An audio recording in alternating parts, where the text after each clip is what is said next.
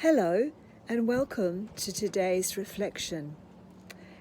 I've come outside because it's such a beautiful day. During the Cold War period of the 1950s, a unique person was elected Secretary General of the United Nations. His name was Dag Hammarskjöld. A well-educated Swedish economist with an aristocratic background, he was elected Secretary General in 1953, not only because he was experienced in foreign affairs, but also because he was considered a good middle-of-the-road candidate who, coming from neutral Sweden, would toe the line. However, everyone, including ultimately Dag Hammarskjöld himself, got much more than they bargained for. For he was someone who was prepared to work for world peace at whatever the cost, including to himself. In what's sometimes been termed as the farewell discourses of Jesus in the Gospel of John, Jesus speaks extraordinary words to 11 of his apostles on the night before his crucifixion. He knows his death is imminent, and the apostles are about to enter into a completely unknown landscape. Jesus knows he will no longer, after this night, be physically present with them. He urges them to keep his commandment of love.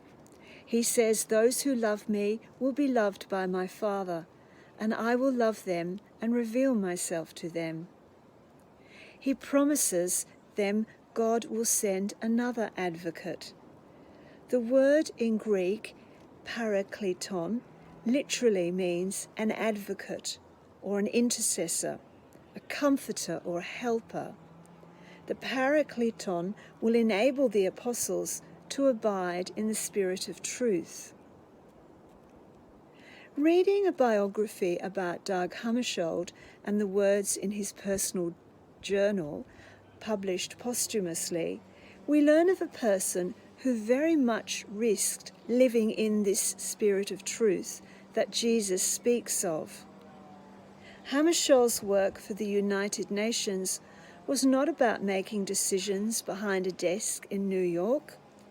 He chose personally to negotiate peace and peace deals between world leaders. In 1957, he took the extraordinary steps of travelling to China, speaking face-to-face with Premier Zhou Enlai.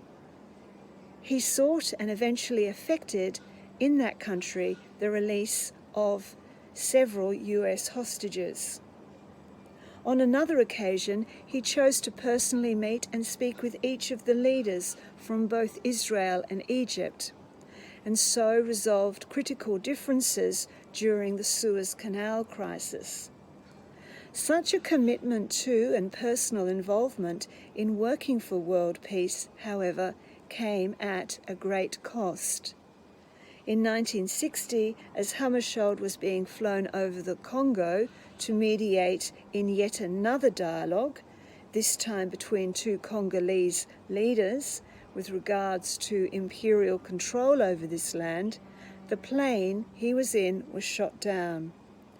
Dag Hammarskjöld was alive on impact but died soon after.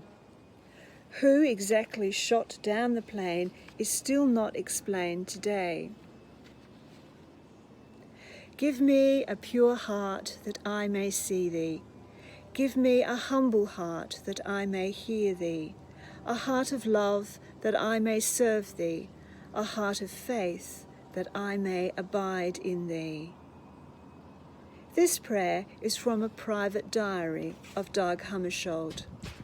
After he died, the diary was found with a letter describing it as a sort of white book concerning my negotiations with myself and with God. It's called Markings and is a work of variously dated personal meditations and reflections written by him over many years. It shows how one person sought to understand what it means to be alive in this world, what it takes and means to live in the spirit of truth and be a peacemaker. During his lifetime, Dag Hammarskjöld used to hike the mountains in the north of Sweden. When a climber passages up an uncharted mountain, they make trail marks, a series of stone piles or cairns to mark their progress. These piles of rocks help climbers on their descent, so they should know their way back. The word for these way markers in Swedish is vägmärken, translated in English as markings.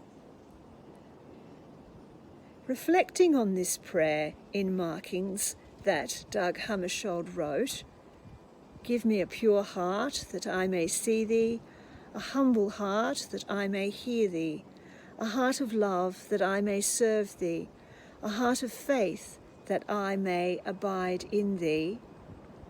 And reflecting on the meaning of the word vägmärken or markings has prompted me this week to ask the question, what are the trail marks, the tokens of meaning in my life at this time of COVID-19?